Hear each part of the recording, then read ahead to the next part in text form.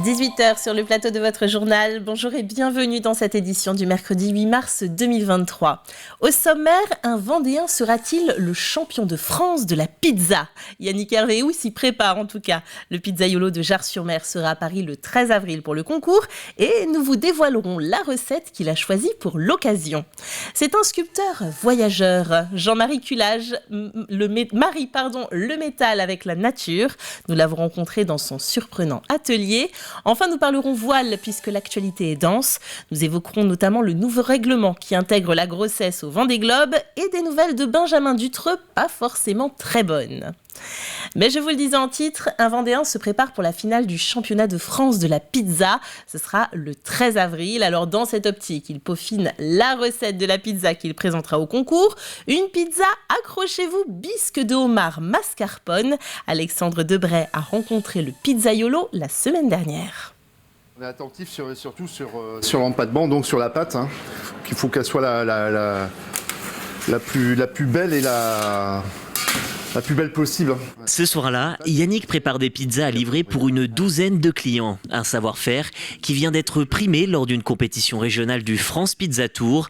Le Jardet a terminé vice-champion de l'étape. Et voilà, voici le trophée. Ça représente beaucoup. C'est une belle récompense vis-à-vis du travail effectué depuis 6 ans dans ma pizzeria. Lors de la finale nationale, le pizzaiolo aura seulement 12 minutes pour faire sa pizza au lieu de 15.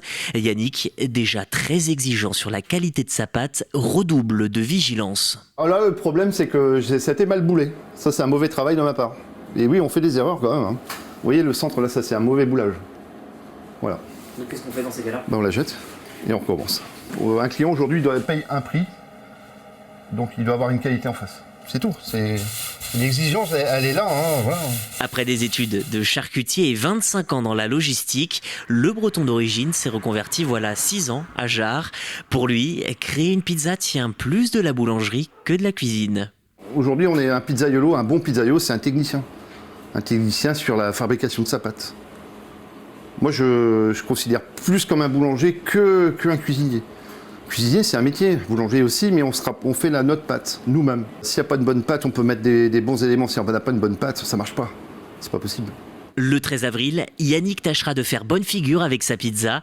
Parmi les ingrédients, une bisque de homard et des produits du terroir, comme une salicorne et un bouillon de Vendée. De quoi faire saliver bien des papilles. Et voici. Le maire de Tambacounda était en visite à La Roche-sur-Yon ce vendredi. Tambacounda, c'est une ville de 160 000 habitants à l'est du Sénégal. Depuis plus de 25 ans, un important travail de coopération est mené avec La Roche-sur-Yon dans différents domaines, santé, économie, gestion des déchets ou encore sport. Après une visite sur place de Luc Boire en janvier 2023, en Vendée cette fois-ci, la question de l'agriculture était au cœur des discussions. L'échange culturel, c'est important, mais aussi l'échange économique, c'est plus important. Nous comptons vraiment former nos jeunes agriculteurs, nos femmes qui font du maraîchage en France pour qu'ils soient des praticiens, pour mieux produire. Parce que pour mieux produire, il faut avoir les capacités. Et ces capacités, nous attendons vraiment l'appui de La Roche pour qu'ils viennent nous accompagner dans cette capacitation de nos jeunes. Direction à présent Saint-Germain-de-Princey, où les clés de la résidence Les Hiboux ont été remis aux nouveaux locataires. La résidence comprend 6 logements sociaux, dont 3 destinés au maintien à domicile de personnes vieillissantes. Une fin de chantier dont se réjouit Valentin Josse. C'est une chance pour une commune rurale de pouvoir profiter d'un programme comme celui-là parce que le logement social en Vendée, c'est une véritable réponse pour cet enjeu, ce défi du logement sur un département dynamique.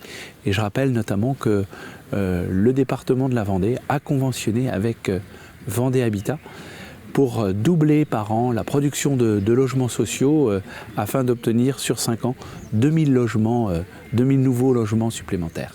Allez, culture à présent. Nous étions en début de semaine à Mouilleron-le-Captif pour l'exposition Artistes pour l'espoir. Les œuvres en métal de Jean-Marie Culage y ont attiré notre attention. C'est dans son atelier surprenant, végétal, à Esnay que nous l'avons retrouvé. La nature et ses voyages avec des peuples du bout du monde sont sa source d'inspiration. Rencontre avec Grégoire de Châtillon. Une jungle où se cachent des créatures fantastiques. Un voyage aux allures tropicales entre végétal et métal. De la ferraille qui devient tribale.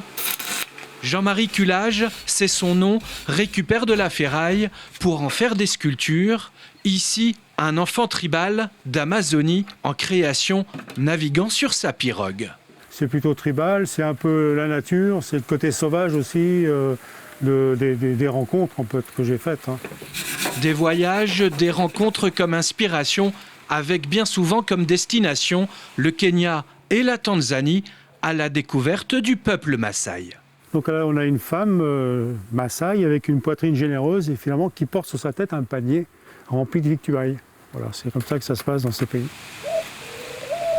Un dépaysement total dans cette oasis située à Aisne, grâce à cette alliance entre le végétal et le métal. Mes sculptures sont forcément avec un lien botanique autour.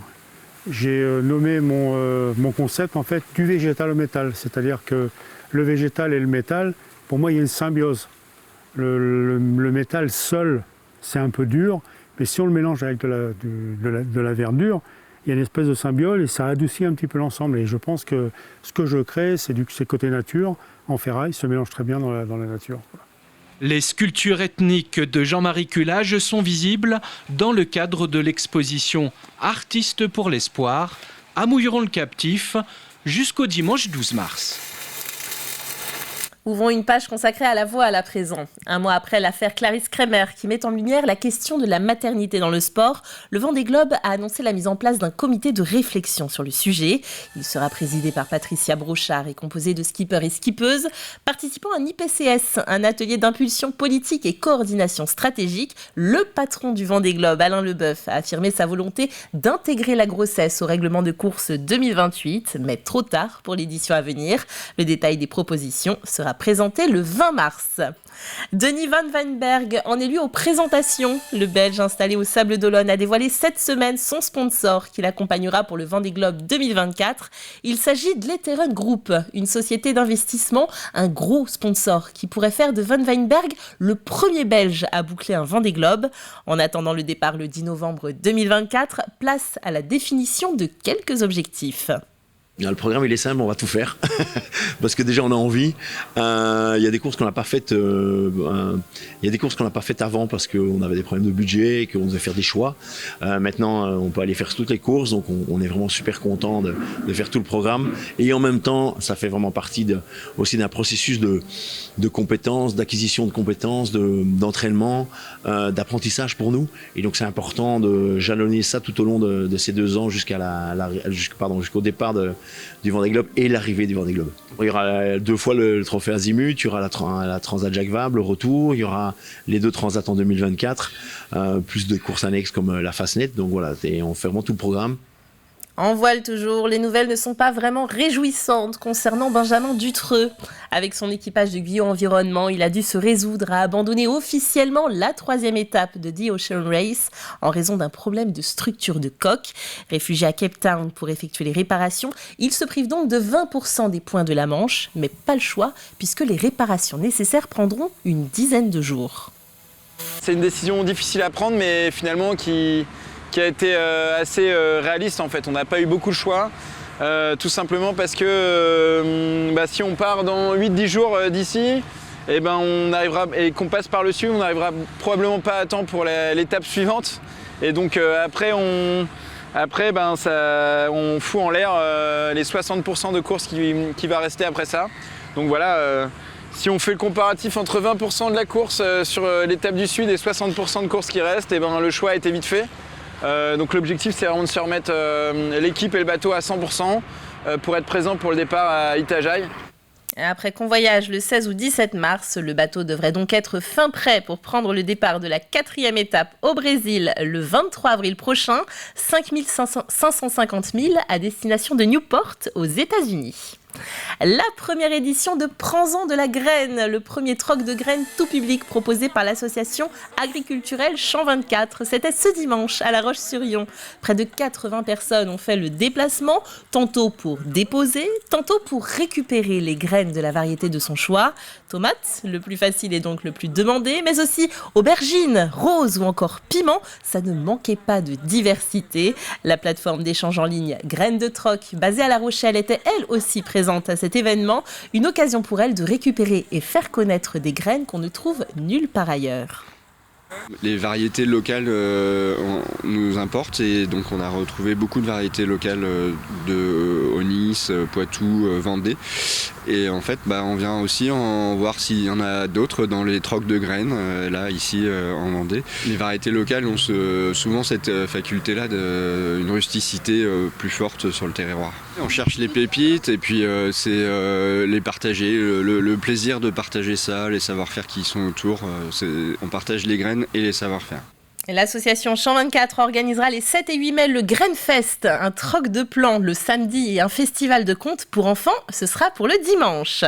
On se quitte avec les premières images du nouveau spectacle du Puy du Fou, le mime et l'étoile. Elles ont été dévoilées ce matin au cours d'une conférence de presse. Cette nouvelle super-production retrace l'histoire du cinéma en mêlant mime et art du cirque. Le public y sera comme dans un studio de tournage. Le Puy du Fou a investi plus de 20 millions d'euros dans ce spectacle.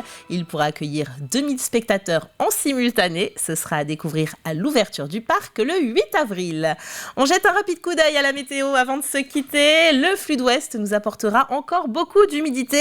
Des nouvelles pluies faibles à modérées gagneront le département en seconde partie de matinée. Les températures, vous le voyez, elles resteront très douces.